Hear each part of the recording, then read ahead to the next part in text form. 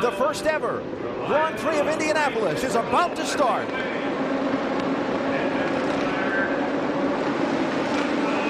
Oh, the pole sitter doesn't get going. Oh! There is not a worse place to stall than at the start of a race. I hope they're okay. Visor is up, telling everybody that he's okay. Steering wheel's coming off. Talked about the pressure of sitting on the front row here at Indianapolis.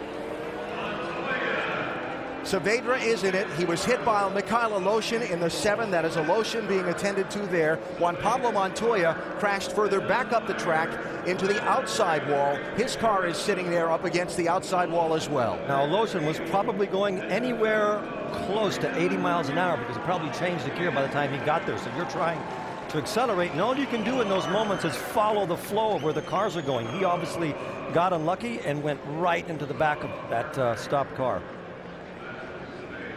That is Carlos Munoz also. He stopped down the front stretch and missing a good part of the front suspension of his car. What a horrible way to start their month of May.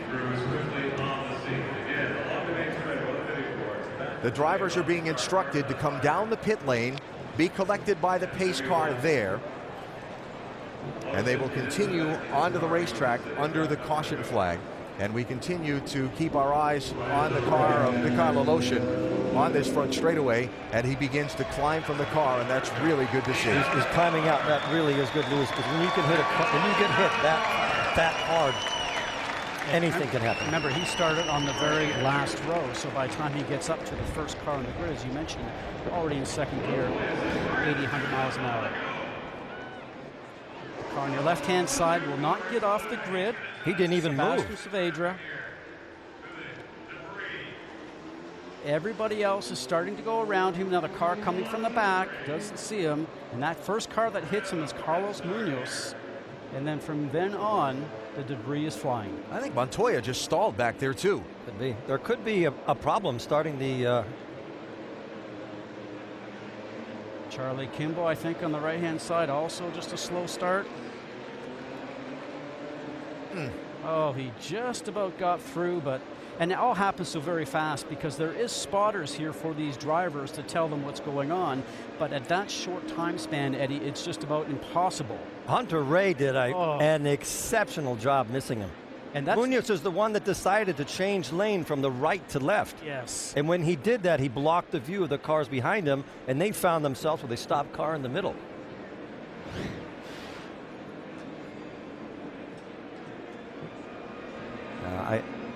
I would have to suspect there might have been something electronic or mechanical. Car didn't get moving, which is unfortunate. You know, and Al Unser Jr. is now the driver coach to KV, and he's actually been working with Saavedra, who's done a great job this month. Doc? Yeah, let's go down here. Sebastian Saavedra has walked over, talked to Matt Curry, talked to Steve Peterson and all the guys here at the shop. Here back in the, he's very, very frustrated, very upset. Sebastian, what happened there at the start? Man, I don't know. We just followed the protocol of the start, and I don't know if it was heat soaked or what. As soon as I released the clutch, it went from 11,000 RPM to 0. You know, very sad because we did an amazing job. Everybody in the team had very high expectations. Really very disappointed. We just need to see what happened. This should have not happened, unfortunately. Do you think the engine, was there an engine issue? Was there a clutch issue, an ignition? What do you think? We've been struggling very much, try to put this thing to roll. I don't know if it's the temperature, more grip in the tires. Just following protocol, and it didn't go the way we really expected it.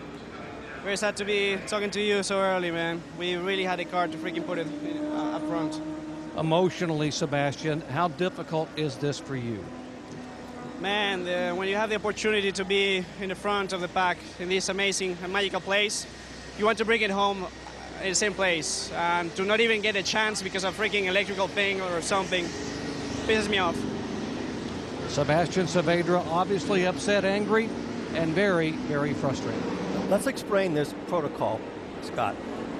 What you have to do is you go up to your spot in the line, you focus on the lights, you engage first gear, you give it full throttle, and you drop the clutch. At that point, You expect it to go. You expect the car to go. There's nothing else you can do. There's nothing the driver can do. It's like launching a plane off an aircraft carrier. You go through all of these protocols, you give it maximum power, and in this case, like he said, he went from 11,000 revs to 0. It's supposed to do exactly the opposite. Now let's mention, on the IndyCar, the clutch is operated by your hand on the steering wheel. Yes, and all of the systems are electronic.